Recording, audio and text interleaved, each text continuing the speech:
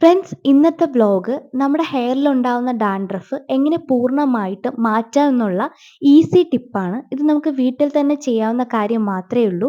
അപ്പോൾ video full skip ചെയ്യാണ്ട് കാണുക. തീർച്ചയായും നിങ്ങൾക്ക് യൂസ്ഫുൾ ആയിരിക്കും. വീഡിയോ ഇഷ്ടമായാലും ലൈക്ക് ചെയ്യാൻ മറക്കണ്ട. കൂടാണ്ട് ചാനൽ ഒന്ന് സബ്സ്ക്രൈബ് ചെയ്ത് കൂടെ കൂടിക്കോളൂ. ഇതേപോലുള്ള ടിപ്സൊക്കെ ഒരുപാട് ഞാൻ ഷെയർ ചെയ്യാം കേട്ടോ.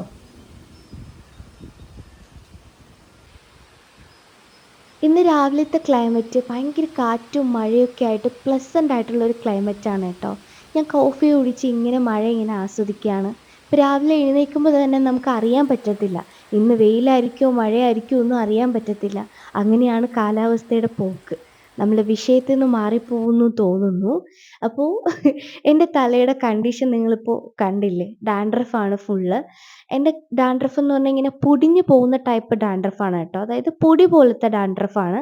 ഇത് നമുക്ക് ഈസി ആയിട്ട് ഇല്ലാണ്ടാക്കാൻ പറ്റും. പക്ഷേ നിങ്ങൾക്ക് ഈ സ്കിൻ അലർജി ആയിട്ട് വരുന്ന ഡാൻഡ്രഫ് ആണെന്നുണ്ടെങ്കിൽ മസ്റ്റായിട്ടൊരു ഡോക്ടറിനെ കൺസൾട്ട് ചെയ്യുന്നതായിരിക്കും നല്ലത്. ഇതുപോലുള്ള പൊടി ഡാൻഡ്രഫൊക്കെ നമുക്ക് ഇങ്ങനത്തെ പൊടിക്കൈകൾ വെച്ച് ഇല്ലാതാക്കാൻ പറ്റും. അപ്പോൾ ഇതിന് വേണ്ട ഫസ്റ്റ് ഐറ്റം എന്ന് പറയുന്നത് കറ്റാർ വാഴയാണ്. എല്ലാവരുടെ വീട്ടിലും കറ്റാർ വാഴ ഉണ്ടാവുമല്ലോ. നമ്മുടെ സ്കിന്നിന് ഏറ്റവും നല്ല ആയുർവേദ സാധനമാണ് കറ്റാർ വാഴ. ആരുടെ വീട്ടിലില്ലെങ്കിലും വിഷമിക്കേണ്ട, എൻ്റെ വീട്ടിൽ ഒരുപാടുണ്ട്. മുക്കിലും മൂലയിലും കറ്റാർ വാഴ നിങ്ങൾക്ക് കാണാൻ പറ്റും. വീട്ടിലുള്ളവർ ഉപയോഗിക്കുകയും ചെയ്യും കേട്ടോ. ക്ലെൻസറായിട്ടും സ്ക്രബ്ബറായിട്ടും ഇതേപോലെ ഡാൻഡ്രഫിന് വേണ്ടിയിട്ടും പിന്നെ എണ്ണ കാച്ചാനും ഒക്കെ നമ്മൾ കറ്റാർ വാഴ ഡിപ്പെൻഡ് ചെയ്യാറുണ്ട്. കറ്റാർ വാഴ എടുക്കുമ്പോൾ സൂക്ഷിക്കേണ്ട കാര്യം എന്ന് പറയുന്നത് അതിനകത്തൊരു കറയുണ്ട്. യെല്ലോ പിഗ്മെൻറ്റഡ് ആയിട്ടുള്ളൊരു കറയുണ്ട്. ആ കറ പൂർണ്ണമായിട്ടും ഒലിച്ചു പോയി അതിനകത്ത് ഇനി റിമെയിൻസ് ഒന്നും ഇല്ല എന്ന് ഉറപ്പ് വരുത്തിയിട്ട് വേണം സ്കിന്നിനായാലും ഹെയറിലായാലും ഒക്കെ ഉപയോഗിക്കാൻ. ഈവൻ എണ്ണ കാച്ചാൻ വരെയും അങ്ങനെ മാത്രമേ എടുക്കാൻ പാടുള്ളൂ. ഇല്ലയെന്നുണ്ടെങ്കിൽ നമുക്ക് അലർജി ഉണ്ടാവും. അതിപ്പോൾ സ്കിൻ അലർജി ഇല്ലാത്ത ആൾക്കാർക്കാണെങ്കിലും ഈവൻ ഈ കറ ജസ്റ്റ് ഒന്ന് കയ്യിലോ അല്ലെങ്കിൽ പുറത്തോ ഒക്കെ പെടുന്ന സമയത്ത് നമുക്ക് ഇച്ച്നെസ് ഉണ്ടാവും. അതേപോലെ തന്നെ ചെറിയ ചെറിയ പിമ്പിൾസ് ഒക്കെ നമ്മുടെ ഫേസിലും സ്കിന്നിലും ഒക്കെ വരാൻ സാധ്യത കൂടുതലാണ്.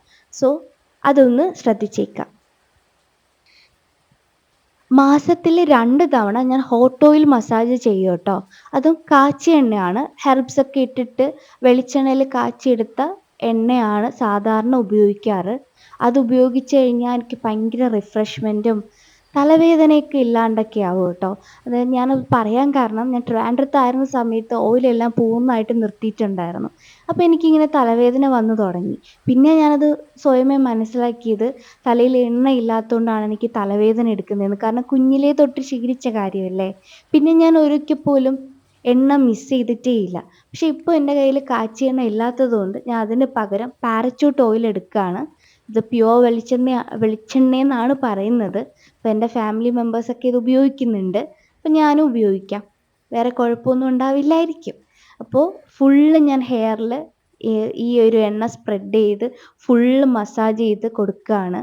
സ്കാൽപ്പിലും ഞാൻ പതപ്പിൽ ഉപയോഗിക്കില്ല കേട്ടോ. കാരണം എണ്ണ മാറി പതപ്പിൽ വെച്ച് കഴിഞ്ഞാൽ കോൾഡോ ഫീവറോ ഒക്കെ വരാൻ ചാൻസ് കൂടുതലായതുകൊണ്ട് പതപ്പൊഴുകി ബാക്കി സ്കാൽപ്പിലും ഹെയറിലും എല്ലാം ഫുള്ള് ഞാൻ തേച്ച് ഇങ്ങനെ മസാജ് ചെയ്ത് കൊടുക്കുന്നുണ്ട്.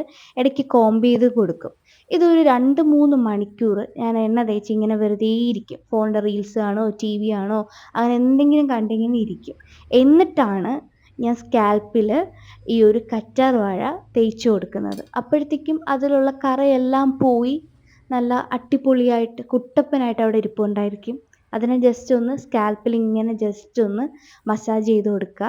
സ്കാൽപ്പ് ഫുള്ള് ചെയ്യണം കേട്ടോ. കാരണം ഡാൻഡ്രഫ് എവിടെയാണ് മിസ്സായി പോകുന്നതെന്ന് നമുക്കറിയാൻ പറ്റില്ല. അതുകൊണ്ട് സ്കാൽപ്പും ഹെയറും ഫുള്ള് മസാജ് ചെയ്ത് കൊടുക്കുക. അത് വെച്ചിട്ട് നിങ്ങൾക്ക് വേണമെന്നുണ്ടെങ്കിൽ ഇതിൻ്റെ കറ്റാർ വാഴയുടെ പൾപ്പ് എടുത്തിട്ട് ഓയിലിൽ മിക്സ് ചെയ്ത് അങ്ങനെയും തേച്ച് കൊടുക്കുക കേട്ടോ. ഞാനിപ്പോൾ ഓൾറെഡി ഓയിൽ തേച്ച് വെച്ച് കുറച്ച് മണിക്കൂർ കഴിഞ്ഞിട്ടാണ് ഈ കറ്റാർ വാഴയുടെ ഓരോ പീസ് ഇങ്ങനെ മീൻ കട്ട് ചെയ്യുന്ന പോലെ കട്ട് ചെയ്തിട്ട് അങ്ങനെയാണ് ഞാൻ തേച്ച് കൊടുക്കുന്നത് കേട്ടോ. എന്നിട്ട് ഫുള്ള് ഹെയർ ഒന്ന് കോംബ് ചെയ്യും. നല്ല വൃത്തിയായിട്ട് കോംബ് ചെയ്യും കേട്ടോ. ഞാൻ യൂസ് ചെയ്യുന്ന 2 ഷാമ്പൂകളാണ് കേട്ടോ ഇത്. 2 ഷാമ്പൂവിനും 2 പ്രത്യേകതകളാണുള്ളത്. ഇത് കണ്ടീഷണർ അടിപൊളി സ്മൂത്തനിങ് കണ്ടീഷണറാണ് കേട്ടോ. ഇപ്പോൾ ഫസ്റ്റ് വൺ ഹിമാലയയുടെ ആൻറ്റി ഡാൻഡ്രഫ് ഷാമ്പൂ. ഇതിനകത്ത് കറ്റാർവാഴയും ടീ ട്രീയും ഒക്കെ അടങ്ങിയിട്ടുണ്ട്. ഇത് 100% നമ്മളെ മുടിയിലെ ഡാൻഡ്രഫ് ഇല്ലാണ്ടാക്കും കേട്ടോ.